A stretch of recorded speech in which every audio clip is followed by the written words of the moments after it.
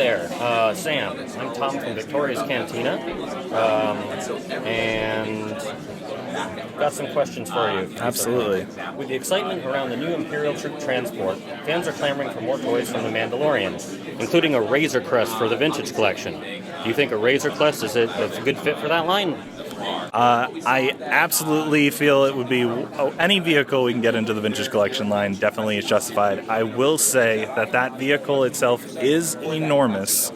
Doing an accurate depiction similar to what we did for the barge, it's actually larger than the sail barge itself. Are you kidding? No, it is over 4 feet long. But definitely it is a phenomenal vehicle and definitely something we would love to be able to look at. So if there is demand for that vehicle in the line, we certainly feel that there could be, but nothing to share in terms of specifics on that. All right, fair enough. Speaking of the sail barge, it's been 2 years since the HasLab Star Wars project. Is there anything currently on the table that may be announced in the near future? So at the fan media presentation today, there was a tease from the Marvel team in terms of an upcoming HasLab project.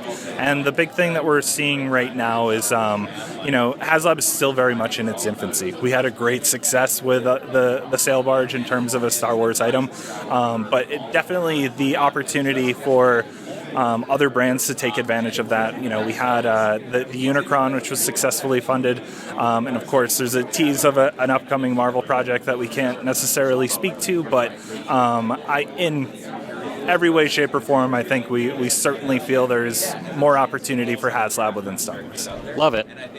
All right. There's the new retro collection figures that you just shown, which is very, very exciting, especially for old farts like me.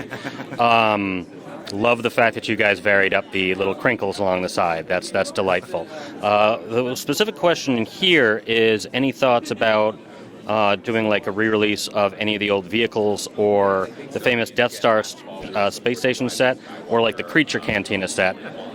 Again, it's great stuff. We, originally as it was conceptualized was definitely about being able to, kind of continue the line, be able to bring newness, and we started to tease that in with characters like Tarkin and our newly announced. Loved my Tarkin.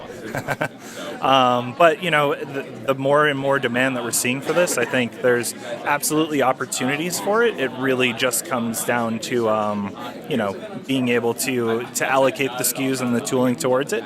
But again, if people want to go beyond the figures themselves and really start to recollect into those vehicles, I think we'd definitely something we'd be open to. Very cool. Now, one more thing about the retro collection.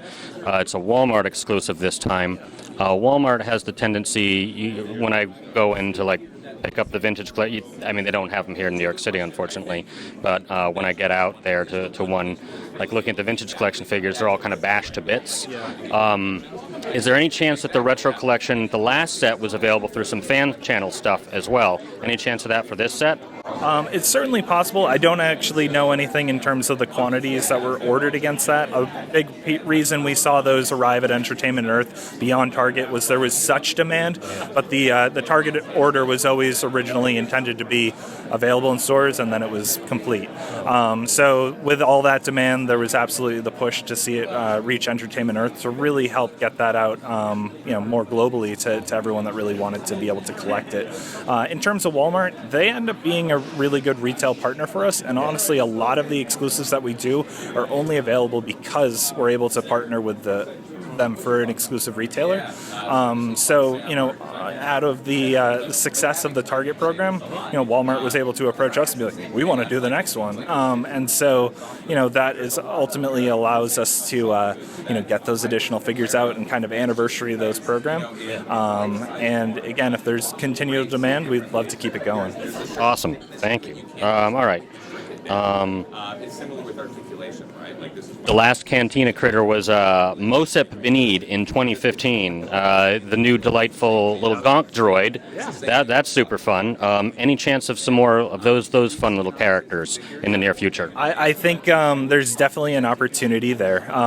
Something that we kind of addressed when we were on the panel today was really identifying that original 96 in terms of figures that, honestly, we would love to be able to go back and ensure that all those card backs exist within the vintage Vintage Collection. Doesn't want Yeah. purple bathrobe guy. Are you talking about Simaloo? Sweet, sweet Simaloo? But there's still a very broad number of tertiary and more background characters that are offered within the Vintage Collection. Again, because there is so much entertainment spanning over 40 years, there's absolutely stuff we want to make sure we can go back and get in, but we also want to make sure that we're able to support a lot of the new entertainment coming up. So again, there's going to be quite a few more events happening in between now, even between San Diego and, definitely spread throughout the year that we'll be seeing a lot of new stuff. We love the Jabba's Palette playset. How did that do for you guys? Did it do well, do you think? I think it definitely performed. It definitely exceeded our expectations in terms of its performance. We saw a lot of repeat order for that, and there was a lot of demand. Yeah. And that was something that we put out there. We're able to kind of test the waters with that because of the success of the barge, and ultimately being able to bring a lot of other items that were able to happen because of the barge's success.